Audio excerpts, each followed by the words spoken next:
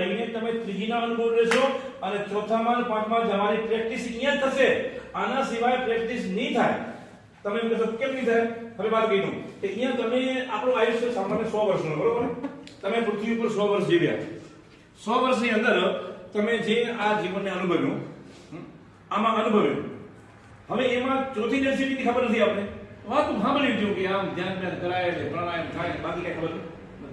Okay, હવે કોઈ કૃપા થઈ યા ગમન કરીને તમે ચોથી ડેન્સિટીમાં કરી ગયા, મર્યા પછી ચોથી ડેન્સિટીમાં ગયા. હવે જે 100 વર્ષમાં તમારે જે શીખવાનું હતું ને, એ ચોથી ડેન્સિટીમાં શીખવા માટે તમારી પાસે 1 કરોડ વર્ષનો સમય છે. કેટલો? જે તમે 100 વર્ષમાં અહીંયા શીખવાના હતા એ ચીજોને શીખતી ત્યાં 1 કરોડ વર્ષ લાગશે. તો બેસ્ટ છે કે આપ અહીંયા શીખી લો. હવે પાંચમી ડેન્સિટી છે. પાંચમી ડેન્સિટીની અંદર તમારે જવું હોય અને જો ત્યાં જઈને શીખવું હોય તો એની ઉંમર છે 4 કરોડ વર્ષ. કેટલી? જે અહીંયા તમે શીખી શકો 100 વર્ષમાં યા 4 વખત જન્મો, 400 વર્ષ થયા, ઉંમર 4 કરોડ વર્ષ લાગશે.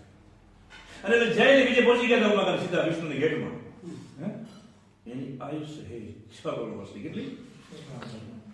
એટલા હાર નીચે આયા, એટલા હાર નીચે આયા. ઈ 6 કરોડ વર્ષ ત્યાં જીવ્યા હોત તો ઈ અનુભવ મળી ગયા હોત એને. પણ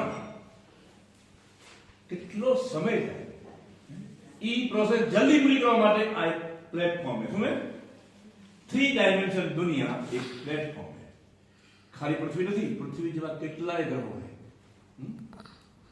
મંગળ હતો, પૃથ્વી ઉપર જીવન હતું અને મંગળ ઉપર જીવન હતું.